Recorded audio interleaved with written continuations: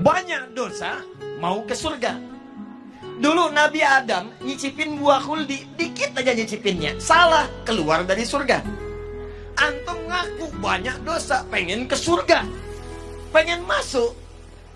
Bagaimana cara kita mendapatkan ampunan dari Allah supaya semua dosa-dosa tadi dihapuskan? Kata Nabi, bypass cara cepatnya. Kalau di dunia ada cara cepat, di dunia ada pengawalan cepat, maka dalam rumus akhirat ada rumus cepat untuk mendapatkan ampunan dosa. Apa itu? Dapatkan rahmat Allah subhanahu wa ta'ala. Dan ternyata di antara rahmat Allah itu diturunkan di majlis-majlis ilmu. Diturunkan di majlis ilmu. Karena itu para ulama dulu, kalau ada orang banyak berbuat maksiat, banyak berbuat dosa, maka yang pertama diarahkan kepada mereka, datangi Syekh Fulan, datangi alim Fulan, datangi majlis ilmu Fulan, minta bimbingan kepada mereka untuk bertobat. Pernah ada seorang yang melakukan pembunuhan sampai dengan 100 orang dibunuh. Mabuk tak terlukiskan. Pencurian itu sudah kebiasaan. Zina dia praktekkan. Satu kali dia ingin taubat, terbersit di hatinya, saya ingin kembali kepada Allah subhanahu wa ta'ala.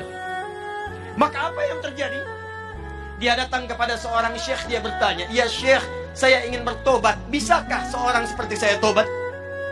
Kata syekh tadi, Allah akan menerima semua hamba yang ingin bertobat kepadanya. Datang ke masjid Fulan, datang ke majlis Fulan, datangi guru Fulan, minta bimbingan untuk bertobat kepadanya. Karena dia yang paling mampu untuk mengajari engkau. Ini adab dari para ustadz, adab para kiai, adab para alim, adab para guru. Jadi kalau kita bukan pakar di satu bidang, maka rujuklah kepada guru yang lain untuk mengajarkan. Ketika orang ini berangkat kepada majlis yang disebutkan, ternyata di tengah jalan, belum sampai ke tujuan, di pertengahan maut datang menjemputnya. Tiba-tiba wafat di pertengahan jalan. Tahukah Anda apa yang terjadi? Saat wafat itulah malaikat kemudian turun, tapi terkejut mendapat perintah dari Allah subhanahu wa ta'ala. Apa perintahnya? Saya ampuni dosanya, saya jamin surganya. Saya telah siapkan surga untuknya. Maka bawa dia, siapkan dengan kenikmatan-kenikmatan kubur yang telah disiapkan. Kenapa orang ini tiba-tiba mendapatkan nikmat Allah? Kata para ulama, ternyata orang ini saat ingin menuju majlis ilmu mendapatkan rahmat Allah subhanahu wa ta'ala. Dibimbing di jalannya, setiap langkahnya dia istighfar. Astagfirullah, astagfirullah, astagfirullah. Baru berangkat menuju majlis ilmu, rahmat Allah turun kepadanya. Di tengah jalan dia istighfar, istighfar mengampuni dosa-dosanya. Langkahnya punya pahala datang ke majlis ilmu. Maka disitulah kemudian Nabi bersabda, buka hadis riwayat Ibnu Majah, nomor hadis 233, yang meriwayatkan sahabat namanya Abu Darda. Abu Darda itu Pak dulunya pengusaha, dulunya agamanya Kristen, pindah masuk Islam. Begitu masuk Islam, beliau membuka usahanya yang mendekatkan dirinya dengan Allah. Cara usahanya, bikin dagangan di dekat masjid. Dekat masjid, apa tujuannya? Supaya lebih dekat dengan Allah. Kalau tiba waktu sholat, tinggalkan dagangan, saya bisa sholat dulu.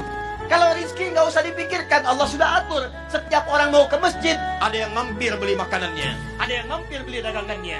Sampai kemudian ditiru oleh para sahabat-sahabat yang lainnya. Sampai sekarang kalau Anda haji atau umrah, Anda dapatkan dekat Masjid Nabawi ada orang-orang jualan di sekitarannya.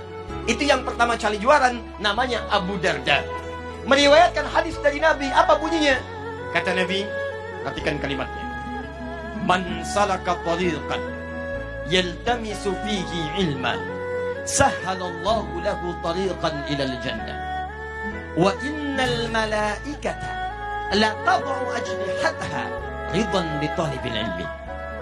Kata Nabi, siapapun yang menyiapkan dirinya, kemudian dia melangkahkan kakinya menuju majlis ilmu, maka saat dia akan melangkah itu, Allah telah menuliskan jaminan baginya. Setiap langkahnya akan memudahkan langkah dia menuju surga.